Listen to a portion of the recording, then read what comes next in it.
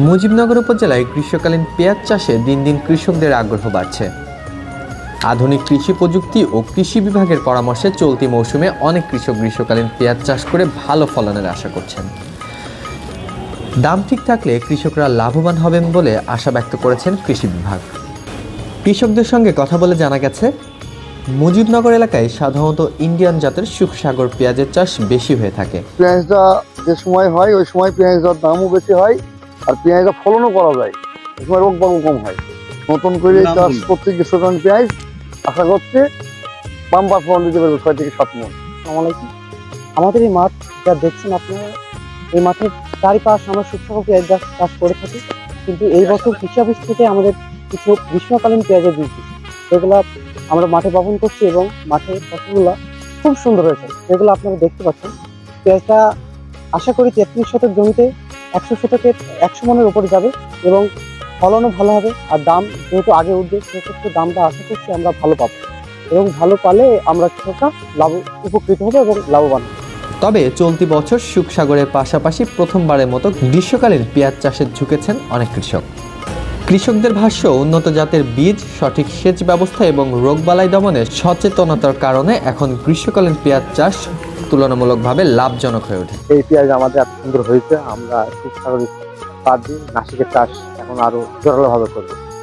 আগে আমরা সুখসাগর চাষ করতাম, সুখসাগরের পাশাপাশি নাসিক চাষ করছি, যে আমাদের লাভজনক বেশি হয়েছে, তাতে আমাদের ভালো ফলনও হয়েছে।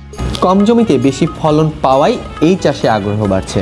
আমি আজকে আমার এই আনন্দবাস ব্লকে এসেছি এবং আমার যে কৃষক উনি এই আপনার এই যে নাসিক N53 যাদের পেঁয়াজটি চাষ করেছিল, আমি প্রণোদনের আওতায় যে বীজ এসেছিল আমাদের কৃষি অফিসে, সেটা আমি কৃষককে দিয়েছিলাম এবং সেই অনুযায়ী এবং আমি নিয়মিত পর্যবেক্ষণ করে আসছি এবং কৃষককে পরামর্শ দিয়ে আসছি এবং আল্লাহর রহমতে এই বছরে আবহাওয়া অনুকূল থাকায় পেঁয়াজের খুবই ভালো ফলন হয়েছে। তো আশা করছি 1 বিঘা জমিতে আপনার 33 শতক জমিতে 100 মণের ঊর্ধ্বে ফলন যাবে আশা করছি।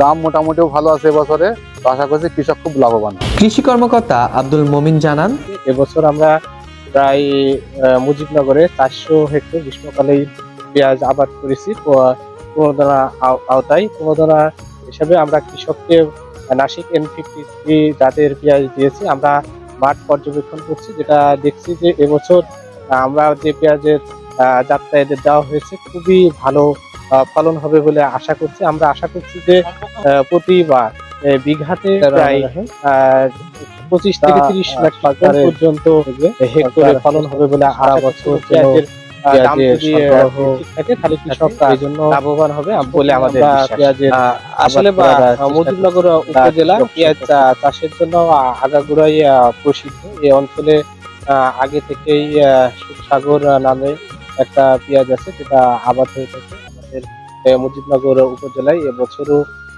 প্রায় 2000 হেক্টরের মতো বা সুখসাগরের আবাদ হয়েছে।